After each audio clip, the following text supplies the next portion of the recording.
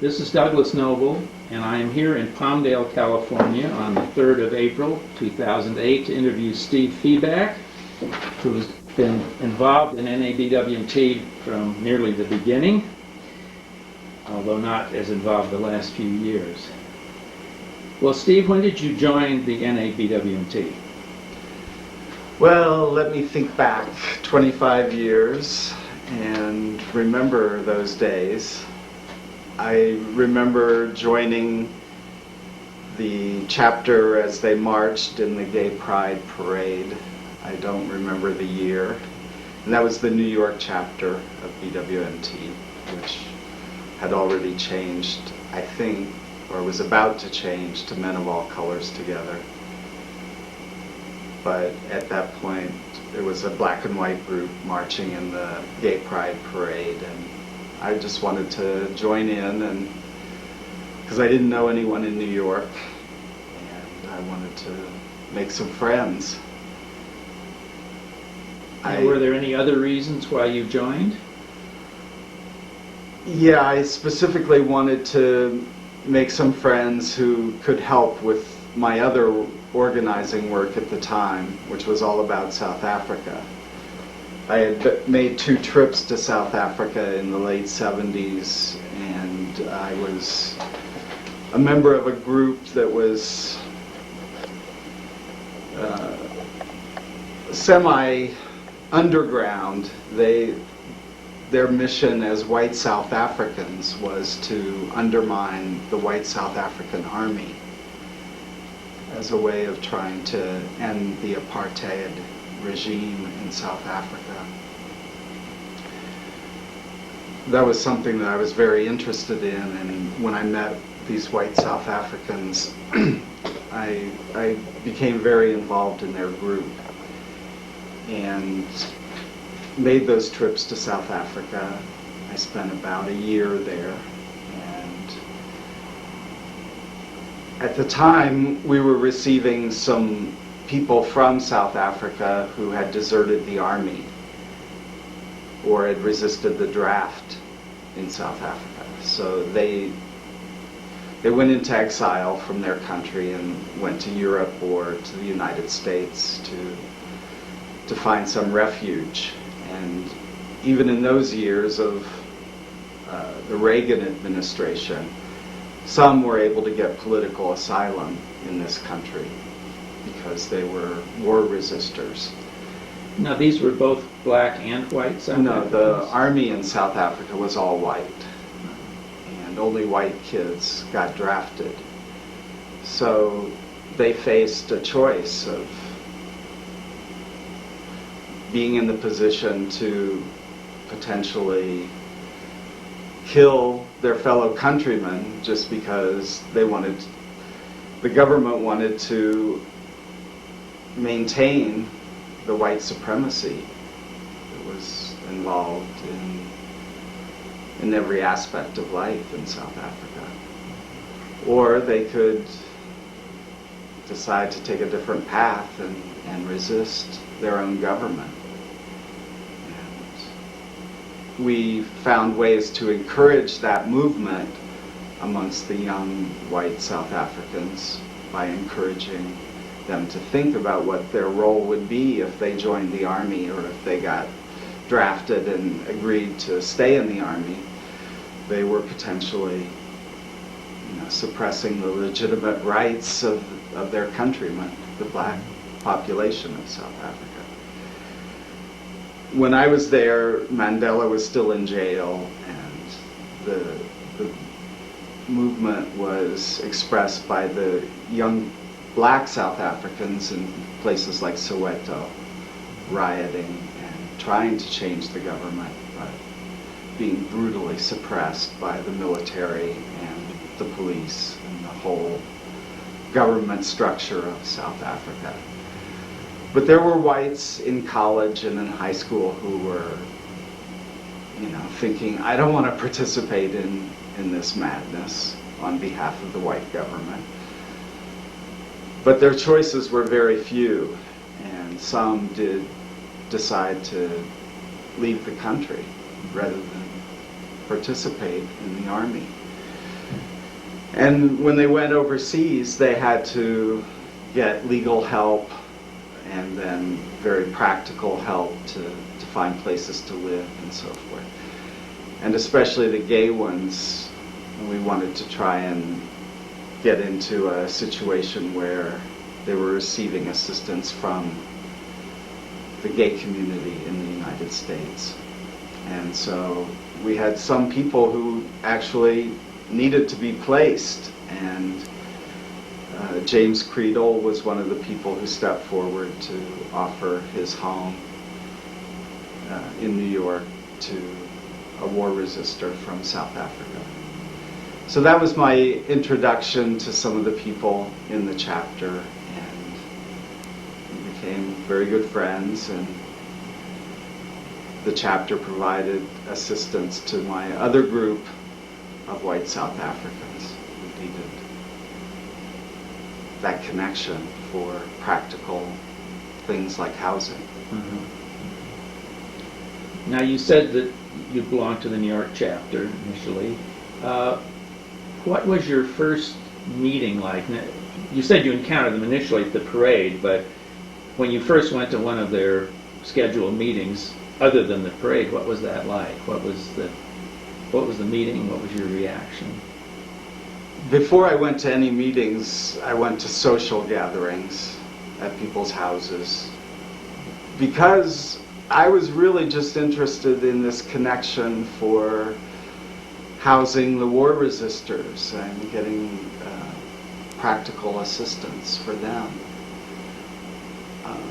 They were, as I say, scared white kids who had just arrived in the United States from South Africa, who really didn't know anything and, needed housing and food and somebody to help them learn New York. It was several months before I actually went to a meeting, and I don't remember now, 25 years later, what the topic was or why I actually went to a meeting. I think it was just with the goal of meeting more people and enlarging my group of contacts for this other work that I was doing on trying to thwart the apartheid regime in South Africa, and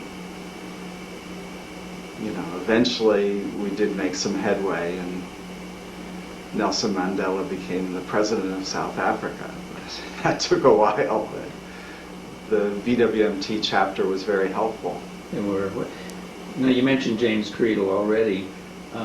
Who were some of the other people, and in what ways was the chapter helpful to you in your South Africa project?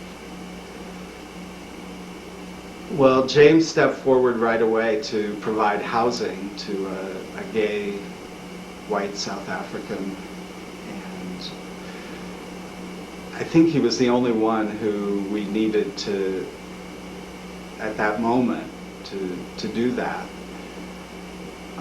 But of course, I started trying to talk about South Africa to the group, because it provided such a clear example of what this light now is blinking on your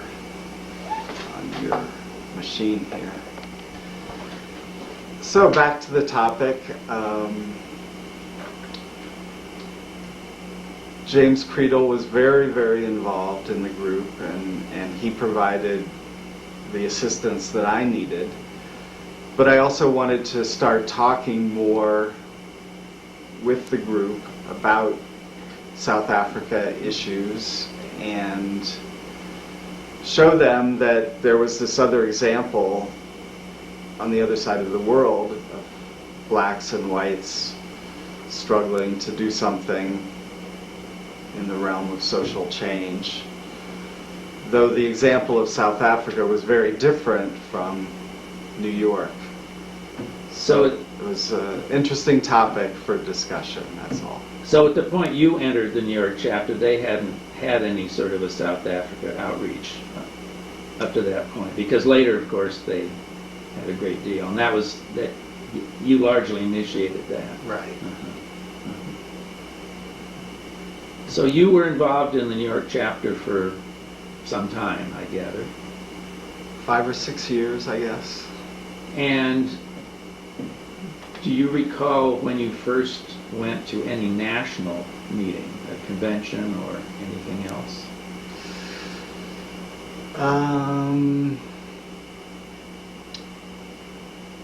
I don't remember the exact year, but I think it was soon after I joined. Say Do you within remember the where it first was? year. It may have been New York. I mean, I remember one of the conventions while I was there was in New York. Did you go to the convention in Los Angeles, which was the year before New York, or Atlanta, or Columbus? Yes. I went to all those, but now they're all confused in my mind. No, I don't that's- remember the sequence or Did you go to anything. the one in Washington, D.C.? Yes. So that was the second. When you weren't at the initial meeting in San Francisco. No. So the one in D.C. was 1982. What? It may have been the following year. I'm confused at Well, this point. that's all right. What was there anything in particular that caused you to go to the national convention as opposed to your work with the local chapter? I remember asking if I could introduce the topic of South Africa into the meeting of the House of Delegates or whatever it was called at that point. And I remember giving a little speech about South Africa at the first national meeting that I went to. And my goal was just to try and see if there was the potential for introducing that topic, and then if we had war resistors who wanted to go to San Francisco or Los Angeles, there would hopefully be a basis of providing some support. And what type of response did you get? I got a very good response. I remember Reggie Williams who told me soon after I made this speech, he said, what is this white boy doing talking about South Africa, you know? And he thought it was a real interesting topic. And it gave me a chance to meet some of the leaders of BWMT, like Reggie and James and Gavin. You know, all of the people who were involved at that point were interested in the topic, and it's just that it hadn't been introduced until that point. And people didn't know why South Africa, other than that apartheid was a topic at that point. But actually doing something about it was kind of introduced out of the blue. Do you know, or were you involved in anything that was done about it on the national level? I don't remember anything concrete, just trying to relate what the social dynamics were in South Africa and what the black-white relations were in the country. People wanted to try and understand that there was this other example of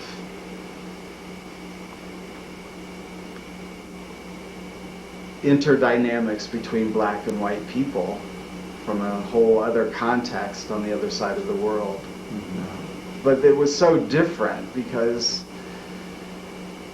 white supremacy in South Africa formulated a whole government structure and a whole way of oppressing the entire black population.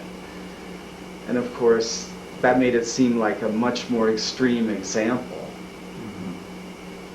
But of course, there were also parallels. There were ways to see those same dynamics operating in the United States. But that's at a level that is kind of theoretical and intellectual, I think. Did you feel that interconnection or that similar dynamics resonated with people in the national or even other people in the local chapter? Did you feel that? I got a lot of support in the local chapter in New York, and then at the national meeting there were a handful of people who could see the connections and thought it was a real interesting topic as a way of approaching racial division in the United States and talking about it with this example of a whole different situation in South Africa. Now, so you started, we think, at one of those early conventions. Did you attend most of the conventions after that, up to a point? Yeah. And what were those like? And did you have any further participation in the national? Were you ever a board of director or? Yeah, I joined the board of directors. Was that? Do you recall? Was that at that first board that was elected in Los Angeles? No, I think it was the second board. It had been in existence, so now I joined something that was already in process. In the process, yeah. I mean, I was elected, I guess. Yeah. Do you recall any of your work or experience on the board specifically? I kept talking about South Africa to the point where people wanted me to shut up, I think. That was always your prime focus. Yes, until the point where we decided to get very involved in AIDS. And at some point I knew that I myself was infected. And my focus shifted from South Africa to AIDS work as a local activist in New York. Right. And the chapter kind of shifted a lot of its emphasis to AIDS work, and we formed within the board of BWMT, we formed a task force to deal with the AIDS issue. Do you recall what year that began, the task force? The task force, as it was called within the board, formed, I think, in 1984. Just as a discussion group within the board. I remember we split in half at one of our meetings, and half of us decided to focus on AIDS and how to develop programmatic work within the national structure and then transmit that to the chapters. And the other half of the board was talking about racism and similarly how to do programmatic work and disseminate that to the chapters. Who else do you recall was involved with the AIDS half that Reggie Williams. that you obviously worked with? Reggie Williams, James Creedle. Was Tom Horan Yes, involved Tom in that? Horan. Yeah. I Was think Gavin Morrow Hall at that point, or was that? he wasn't a board member at that point. Or maybe he was in the separate group, the racism group at that point. John Teemer was there. So how did that work? Was that like at board meetings you would split into two groups and have separate discussions, or what? I remember in my first board meeting, that's what happened. We wanted to increase the level of programmatic work and discussion at the chapter level on two topics, racism and AIDS. And we decided to have these discussions so that there was board members focusing on those topics and then figuring out a way to really increase the chapter level visibility of those topics. So What specifically came out of those discussions? And I mean, in this case, the discussions on AIDS, because that Right. was the one you were involved with. I remember it being a difficult topic to begin discussions about because of the social nature of BWMT and the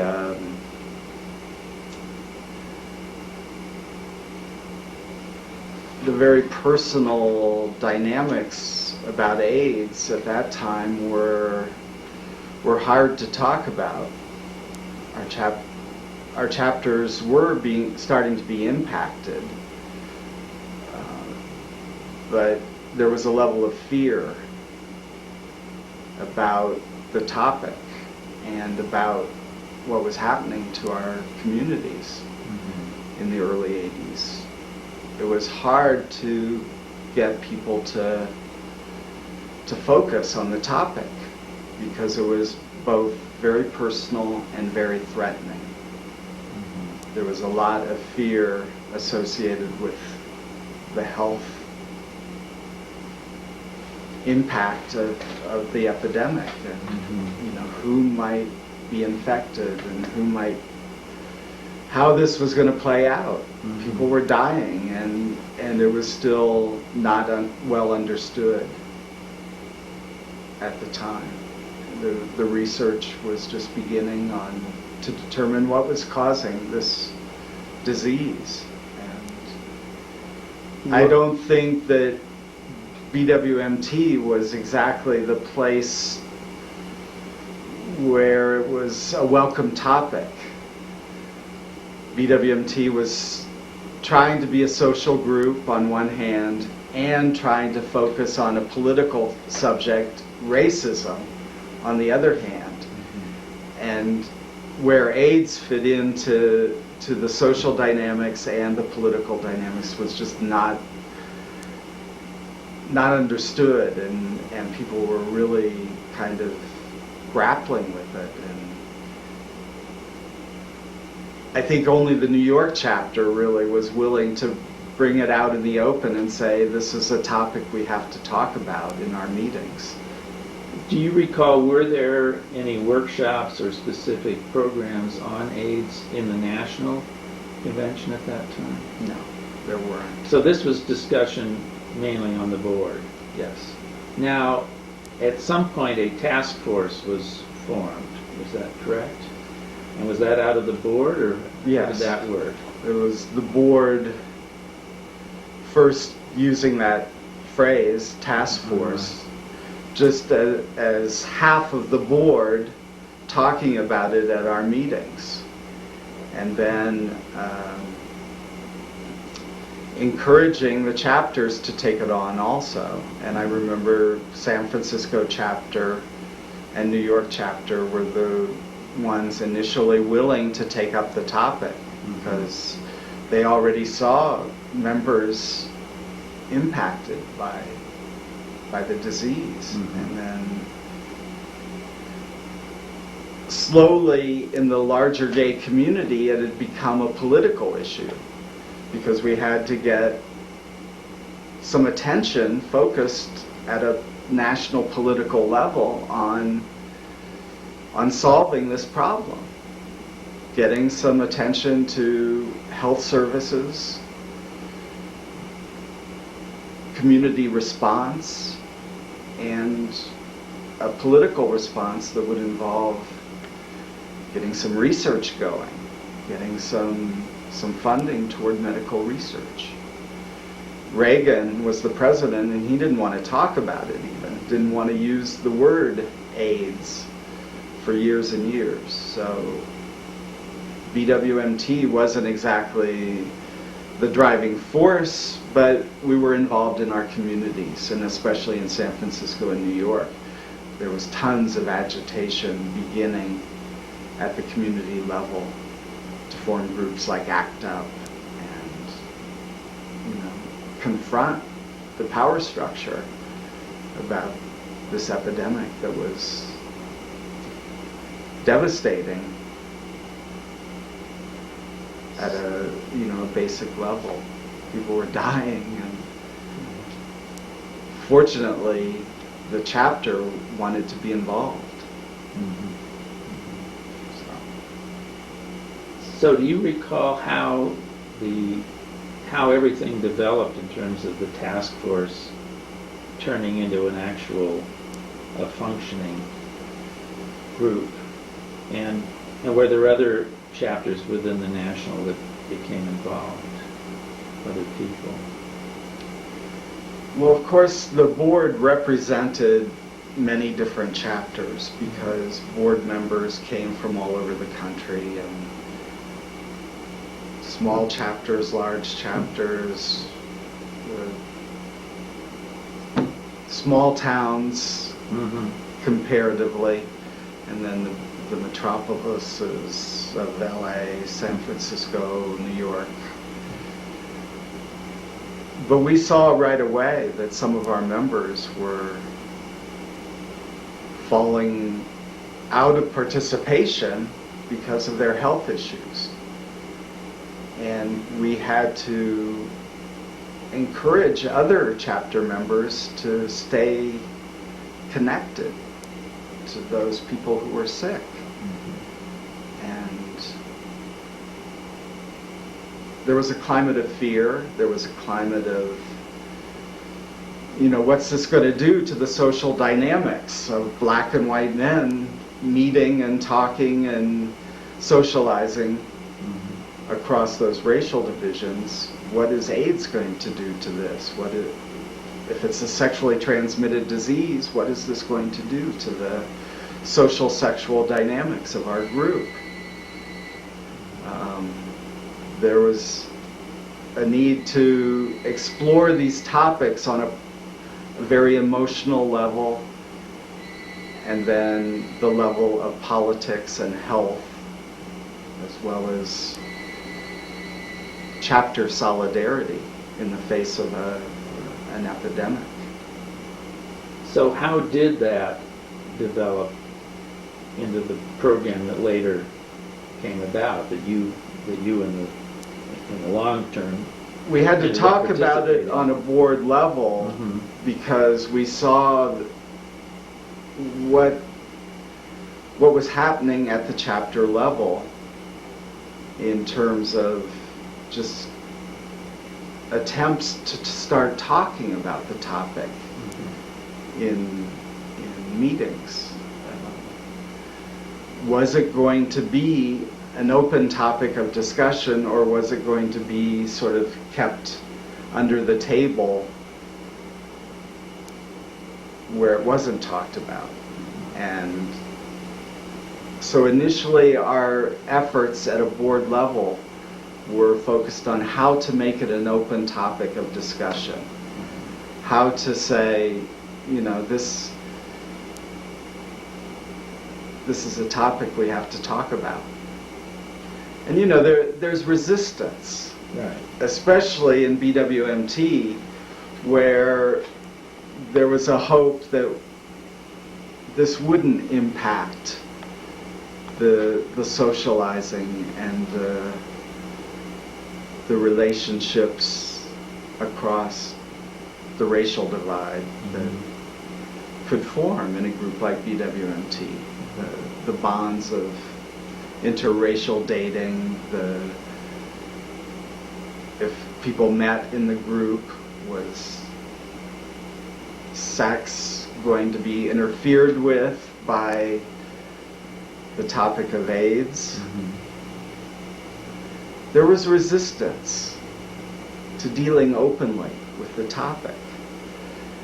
And as you've seen with other topics in BWMT, if it gets in the way of the personal interaction that some people are there to, then it had the potential of becoming a divisive topic. And so some people wanted to not deal with it. So we had to have ways of talking about it that were constructive, that weren't too openly painful because of the death that was starting to occur. The founder of the group had gotten sick by that point. And, it wasn't something that people could ignore, but there were a lot of people who wanted to put their heads in the sand and not talk about it. So what did the board do, and what happened? I mean, how did things develop? Well, initially there were just a few of us who wanted to insist that it had to be talked about, and we formulated concepts about how to introduce the topic for, in New York, what we called CR sessions, consciousness raising. In other chapters, it was just periodic monthly discussion, at their monthly meetings or weekly meetings. I guess for some chapters there weren't really those discussion groups, there were just parties or social gatherings every week, and they were more resistant to having the social dynamics interrupted by discussion about a potentially life-threatening issue like sex and AIDS. I think it's obvious that you have to talk about those things, Sure. But other people were not open to it. Well, so That's been the history of BWMT as far as I'm concerned. But at some point, a task force and an actual functioning education prevention organization did emerge. And how did that happen, and how were you involved? It happened because we tried to form a network then of people in each chapter who were interested in that topic of AIDS. And we tried to keep in touch. And then at the board level, try to form a structure for that interconnection of representatives of the different chapters taking up the topic, trying to have decent discussion about it, and then eventually we called it a task force. And then did we have any money to do any real programmatic work? Mm-hmm. And at that time there was the chance to apply for grants, because funding from our city governments, our state governments, and eventually the national government, even though it was under the presidency of a Reagan, eventually there was attention from government and funding for doing community-based services and education about preventing the spread of this disease. And BWMT members didn't join BWMT to get involved in that at that point, but we found ourselves in the middle of an epidemic and needing to do education to our fellow members.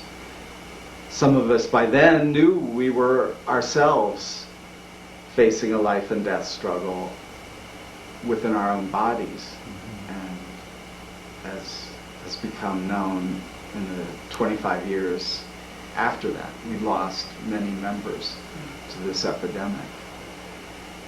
Do you remember some of the other people from the various chapters who were involved in what you then called a task force, and anything they might have brought to the table, or things they were doing locally? Well, Phil Wilson in Los Angeles chapter had started getting very involved in AIDS Project Los Angeles and the community organizing that was starting to take place at the local level. in many different chapter cities, but LA was one where Phil Wilson, as a leader in the chapter, had decided to, just on his own, get involved in AIDS work. And then a person like that becomes the bridge then, where the topic gets introduced, and then he saw very concretely that the black-white dynamic in our community, in the gay community, was a subject that the AIDS people found difficult to talk about. Black people were getting much less outreach and education for the prevention of the disease. And a black activist like Phil Wilson just had to get involved in that, in doing something about it, and started insisting that that topic be brought into the meetings in LA. And that happened in many other chapters, even the ones where the resistance was the greatest. In Atlanta, for example, where they just didn't want to talk about it. But, you know, eventually somebody in the chapter, I think it was Melvin Ross in that chapter, said, "Hey, I want to talk about this." And then it became more insistent when people started finding themselves getting sick. Now were you were personally involved in a lot of the grant writing? I wrote the grant that got our first funding for doing AIDS work. And that was from the CDC? Or? The federal government created a program to do specifically outreach to minority communities. And that funding became available in 1987. And we were specifically told that no gay organization would ever be able to get direct federal funding. So we were discouraged from applying for the grant. BWMT would have to be the applicant for a federal grant. And as a gay organization, even a gay interracial organization, as we called ourselves at that time, we were told we didn't have a chance to be selected for such a grant program. But Reggie, Phil, and I decided, well, we're just going to try this. We have to try it and see what happens. And I wrote the grant with Reggie and Phil's input, and James Creedle submitted it on behalf of NABWMT because he was the co-chair at that time. And so he could sign the official documents that were required to be submitted with the grant application. And a month later we found out we got $1 million. And it was a shock to the organization. Many people did not know how to deal with suddenly BWMT as a federal grantee with a $1 million budget. Whoa, wait a minute. Well, how did you personally go about doing this? Had you had any experience writing grant applications? No. But by that time, my day job was at a national AIDS organization. I had moved from New York to Washington, D.C., and I was the director of communications for the National AIDS Network, which was a national grouping of the community-based organizations around the country, trying to form like an association of community-based organizations that could function at the national level and be a Washington, D.C. organization representing all the little community-based organizations like the San Francisco AIDS Foundation, AIDS Project Los Angeles, Gay Men's Health Crisis of New York. They needed like a trade association, so this group functioned as that, and I became a staff member of it. And at that point, all the paperwork crossed my desk, and the call for proposals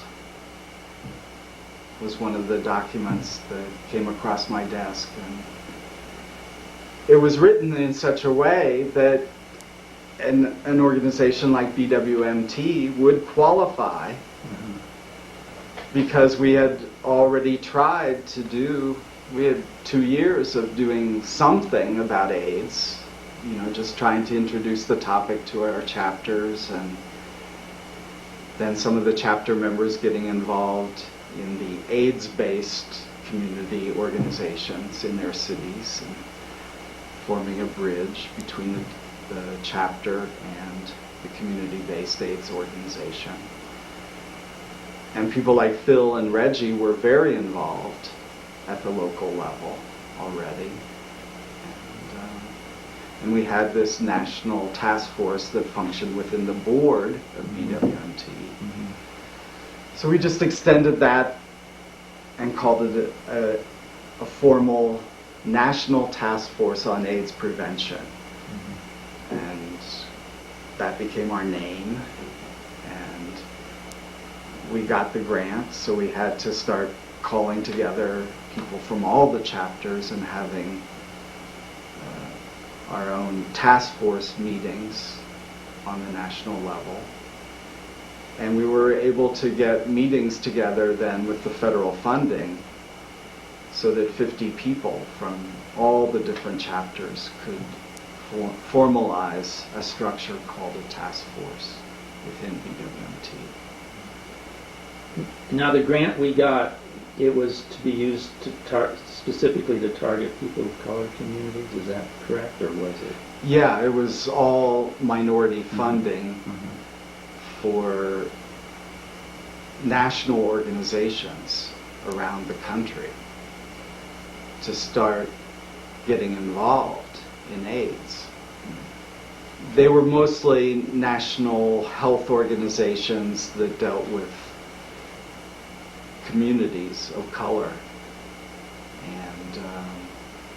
but they had no history of dealing with AIDS per se. It was a strategy that the federal government adopted to try and disseminate into church networks and other health networks more of a focus on AIDS prevention or HIV prevention. So we now have the task force, and we have $1 million. What was the next step? What happened then? And what was your involvement? Well, we had the money to have staff positions. So Phil, Reggie, and I became the staff nucleus of this new organization, the National Task Force on AIDS Prevention. And we hired Gavin, one of the first additional people, and